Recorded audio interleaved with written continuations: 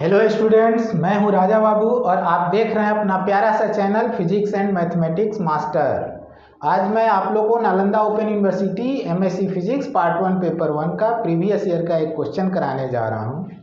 Question आपके सामने है, prove that the rank of a matrix A equals the maximum number of linearly independent column vectors of A. ये question rank of a matrix से related है, किसी matrix का rank क्या होता है उससे रिलेटेड है। तो इसमें एक कंसेप्ट तो ये यूज करना है कि रैंक ऑफ मैट्रिक्स हम कैसे निकालते हैं, जिस पर मैं पहले वीडियो बना चुका हूँ। दो तरीके होते हैं रैंक ऑफ मैट्रिक्स निकालने के, एक तो डिटर्मिनेंट निकाल के निकालते हैं और एक एलिमेंट्री ऑपरेशन करके हम रोज को जीरो बनाते हैं। जितने रोज जीरो बना सकते हैं बनाते हैं और फिर जितने नंबर ऑफ नॉन जीरो रोज बच जाते हैं उतनी ही रैंक ऑफ मैट्रिक्स होती है। तो वो दो तरीके होते हैं। और एक डिटर्मिनेंट निकालते हैं। तो डिटर्मिनेंट वाले तरीके से क्या करते हैं कि इसका डिटर्मिनेंट निकालेंगे। अगर इसका डिटर्मिनेंट जीरो आ जाता है तो फिर इसका जितना ऑर्डर है उससे कम रैंक होगा। ऑर्डर इसका 3 है तो रैंक 3 नहीं होगा, 3 से कम होगा। अगर डिटर्मिनेंट जीरो नहीं आता है तब तो जितना ऑर्डर है उतना ही उसका रैंक हो जाएगा। तो अगर डिटर्मिनेंट जीरो आ गया तो फिर 3 से कम है तो कितना है ये जानने के लिए हम इसका एक माइनर ले लेते हैं। जैसे 1 का माइनर 6, 9, 7, 11 हो गया, या 3 का माइनर ले लेंगे 2, 3, 7, 11 हो गया। किसी भी एक एलिमेंट का माइनर लेके उसका डिटर्मिनेंट निकालेंगे।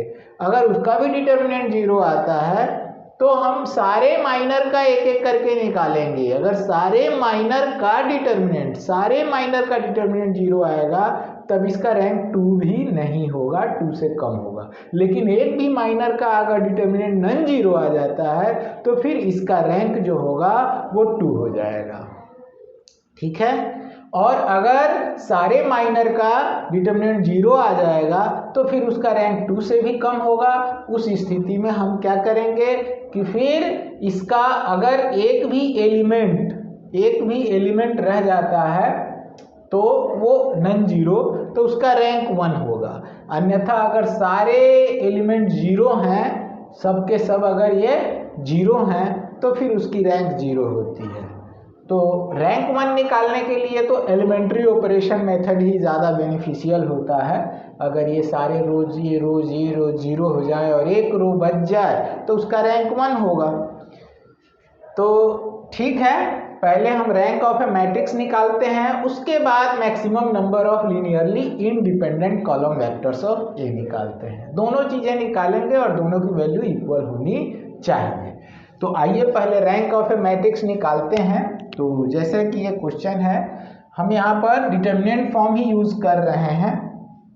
तो अगर डिटर्मिनेंट फॉर्म यूज़ कर रहे हैं तो ए का डिटर्मिनेंट कितना होगा? तो ए का डिटर्मिनेंट हो जाएगा ये 1 मल्टीप्लाई 6, 7, 9, 11। अगर ये मैट्रिक्स आपको क्वेश्चन में नहीं गिवन है तो ये मैट्रिक्स आपको एक ले लेना है, अपने तरफ से एक मैट्रिक्स ले लेना है। ठीक है। तो ये डिटर्मिनेंट बराबर क्या हो जाएगा? 1 मल्टीप्लाई 6, 9, 7, 11 माइनस 3 मल्टीप्लाई 2, 3, 7, 11 और प्लस 5 मल्टीप्लाई डिटर्मिनेंट ऑफ 2, 3, 6, 9।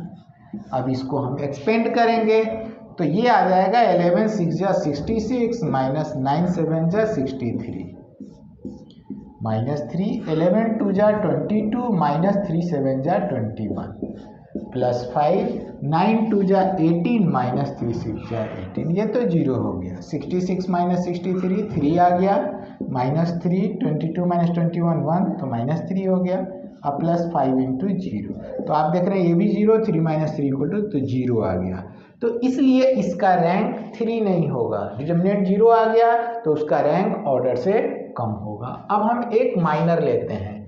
अगर हम ये माइनर ले लेते हैं, ये पहला ही, जैसे हम 11 का माइनर ले लेते हैं 1 3 2 6, तो इसकी वैल्यू 0 आ रही है। लेकिन अगर हम 3 का माइनर ले लेते हैं 3 5 6 7 तो उसकी वैल्यू 0 नहीं आ रही है। तो हम उसी को ले लेते हैं। हमें एक भी माइनर अगर नॉन जीरो मिल गया तो फिर इसका रैंक 2 हो जाएगा। 6 7 इसका डिटर्मिनेंट निकालेंगे, यहाँ लिख देंगे नाउ। तो अब क्या आएगा, ये 3 7 जा 21 माइनस 6 5 जा 30, तो ये क्या आ गया -9, जो कि 0 के इक्वल नहीं है। Therefore its rank is equal to 2। तो इसका रैंक 2 हो गया। अगर इसका डिटर्मिनेंट 0 नहीं आता तो रैंक 3 होता, इसका डिटर्मिनेंट 0 नहीं आया तो रैंक 2 हो गया। अगर इसका भी डिटर्मिनेंट 0 हो जाता तो सारे माइनर का हम चेक करते, सारे माइनर का भी अगर डिटर्मिनेंट 0 आता तब हम एक एक एलिमेंट को चेक करते, तो वो तो पहले ही दिख जाता है। अगर सारे एलिमेंट 0 हो तब रैंक 0 होता है, और सारे एलिमेंट अगर 0 नहीं है तो फिर रैंक 0 से ज़्यादा होगा, तो वो रैंक क्या हो सकता है, तो फिर अगर रैंक 2 नहीं है तो 1 हो सकता है। अब आइए निकालते हैं क्या, maximum number of linearly independent column vectors of A, वो इतनी ही आनी चाहिए। तो उसे कैसे निकालेंगे, तो इसके लिए हमें समझना होगा कि लीनियरली इंडिपेंडेंट का मतलब क्या होता है। अब जैसे यहाँ पर 3 कॉलम है, ये तीनों कॉलम लीनियरली इंडिपेंडेंट, उसने कहा है मैक्सिमम, तो हम कोशिश करेंगे कि इसमें maximum number of independent column निकालें। तो इसमें 3 कॉलम है, तो maximum number of column independent अगर संभव हुआ तो कितना हो सकता है, 3 हो सकता है। तो हम चेक करेंगे कि क्या ये तीनों इंडिपेंडेंट है। अगर ये तीनों इंडिपेंडेंट नहीं हुए तो फिर चेक करेंगे कि क्या 2 कोई कॉलम इंडिपेंडेंट है। अगर 2 भी नहीं हुए तो फिर तो 1 होगा। तो पहले हम चेक करेंगे कि ये तीनों इंडिपेंडेंट है या नहीं। तो कैसे चेक करेंगे, तो हम तीनों कॉलम को एक स्केलर से, डिफरेंट स्केलर से तीनों को मल्टीप्लाई करेंगे, प्लस करेंगे, इक्वल टू 0 इक्वेशन बनेगी, और उसमें फिर एबीसी की वैल्यू फाइंड आउट, जो स्केलर हमने लिया है उसकी वैल्यू फाइंड आउट करेंगे। जैसे मान लेते हैं कि ये कॉलम 1 है और ये कॉलम 2 है और ये कॉलम 3 है। हमने क्या किया कि इस कॉलम 1 को x से मल्टीप्लाई कर दिया और कॉलम 2 को y से, yc2, और उसको zc3 से इक्वल टू हम 0 कर देंगे। ठीक है, अब इससे हमारे पास 3 इक्वेशन बनेंगे। 3 इक्वेशन क्या बनेंगे, इसमें हमने x से मल्टीप्लाई किया और इसमें y से और इसमें z से, और तीनों को हमने ऐड करके इक्वल टू 0। तो x बन जा x plus 3y plus 5z equal to 0। यहाँ क्या आ गया 2x plus 6y plus 7z equal to 0। फिर यहाँ क्या आ गया 3x plus 9y plus 11z equal to 0। तो ये जो 3 इक्वेशन बने, इन तीनों इक्वेशन को एक एक करके हम सॉल्व करेंगे। अगर ये तीनों इक्वेशन को सॉल्व करने से x, y, z की वैल्यूज नॉन जीरो, तीनों नॉन जीरो आए कोई जरूरी नहीं है, कोई एक भी x, y, z में अगर 2 जीरो हो जाते हैं, y, z 0 हो गया और x नॉन जीरो है, तब भी हम कहेंगे कि ये क्या है, डिपेंडेंट है, इंडिपेंडेंट नहीं है। तो फिर इंडिपेंडेंट कब होंगे, इंडिपेंडेंट तब होंगे जब ये तीनों ही वैल्यू x, y, z 0 आ जाए। अगर तीनों ही वैल्यू 0 आ जाती है तो फिर इसका मतलब कि ये तीनों कॉलम इंडिपेंडेंट हैं।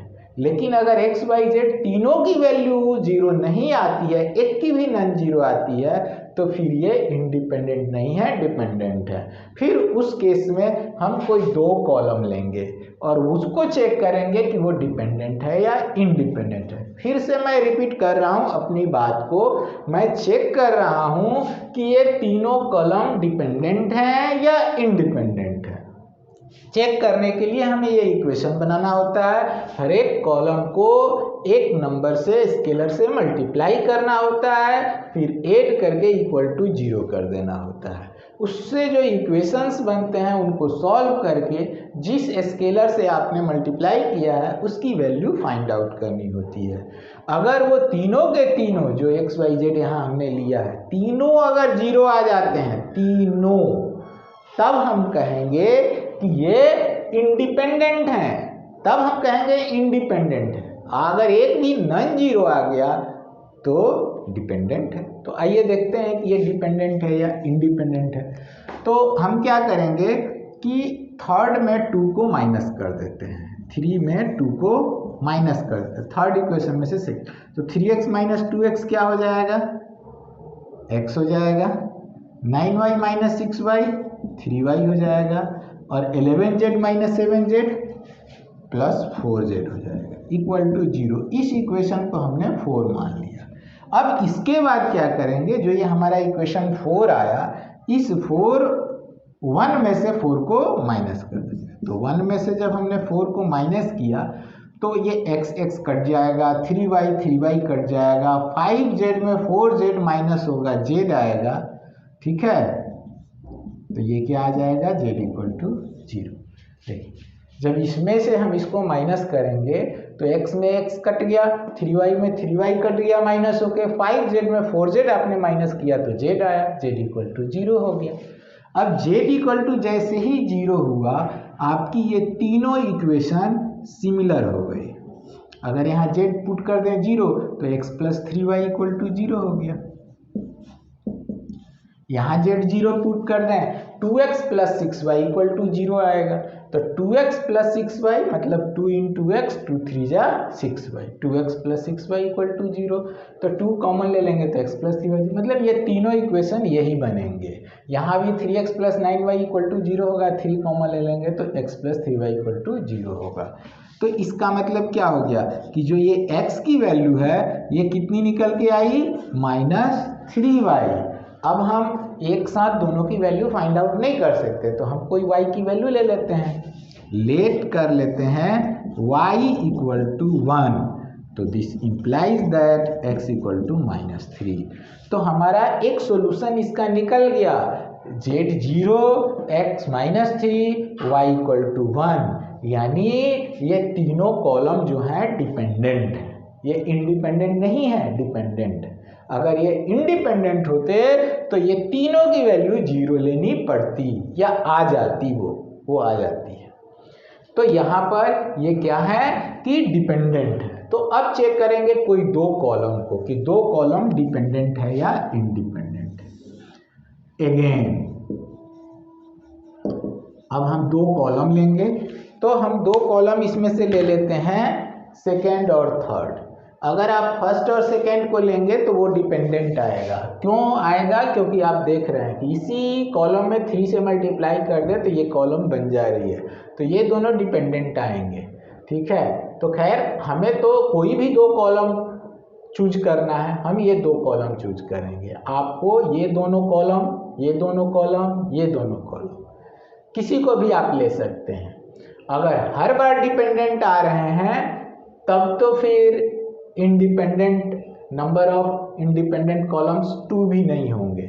लेकिन अगर कोई भी दो कॉलम इंडिपेंडेंट आ गया तो maximum number of independent columns 2 हो जाएंगे, कोई भी दो। तो इसलिए इन दोनों को लेते हैं। तो अब लेंगे, जैसे हमने ले लिया कि C2 में x से मल्टीप्लाई कर दिया, xC2 plus yC3 equal to 0 कर देंगे। अब यहाँ अगर x y दोनों की वैल्यू 0 आ जाती है तो इसका मतलब ये हुआ कि ये दोनों जो है इंडिपेंडेंट है। अगर दो कॉलम इंडिपेंडेंट हो गए तो उसका रैंक 2 होगा। तो xC2 प्लस yC3 0 करेंगे तो ये हो जाएगा 3x plus 5y equal to 0, 6x plus 7y equal to 0, और ये हो जाएगा 9x plus 11y equal to 0। अब ये तीनों इक्वेशन को अगर हम सॉल्व करते हैं, फिर से ये हमारे ये इक्वेशन बनेंगे 1, 2 और ये 3। हम क्या करेंगे कि 3 में 2 को माइनस करेंगे। तो 3 में अगर 2 को माइनस करते हैं तो 9x माइनस 6x 3x हो जाएगा, 11y माइनस 7y 4y हो जाएगा इक्वल टू 0। अब ये इक्वेशन हमारा हो जाएगा 4। अब 1 में 4 माइनस करेंगे, तो 1 में 4 माइनस करेंगे तो 3x में 3x कट गया, 5y में 4y गया, y इक्वल टू 0 आ गया। और जैसे ही y इक्वल टू 0 हम इक्वेशन 1 में पुट करेंगे x भी 0 आ जाएगा। तो x y दोनों 0 हो गए। तो जब दोनों 0 हो गए तो इसका मतलब हुआ कि C2 and C3 are independent columns. ये इंडिपेंडेंट हैं, ये एक दूसरे पर डिपेंड नहीं कर रहे हैं। तो ये इंडिपेंडेंट हो गए। तो maximum number of independent columns हमारे 2 आए।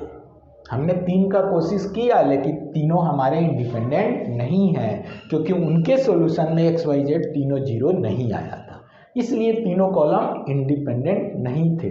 तो हमने कोई 2 कॉलम ले लिया तो हमें ये 2 कॉलम मिल गए। ये 2 कॉलम ऐसा हमें मिल गए जो क्या है, इंडिपेंडेंट है। तो maximum number of independent columns इसमें 2 है। तो this implies that maximum number of independent columns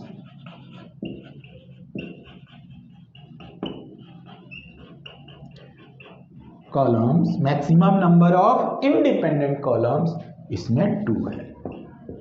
तो जो हमें प्रूफ करना था हो गया प्रूफ। हमें ये प्रूफ करना था कि इसमें maximum number of independent columns उतने ही होंगे जितना इसका रैंक है। तो हमने रैंक भी निकाला और इसमें हमने ये भी दिखाया कि maximum number of independent columns भी 2 ही आया और रैंक भी 2 ही आया। तो हम लास्ट में क्या लिख देंगे, बड़े बड़े अक्षरों में लिख देंगे हैंस प्रूव्ड, और ये हमारा क्या हो गया, प्रूव्ड हो गया।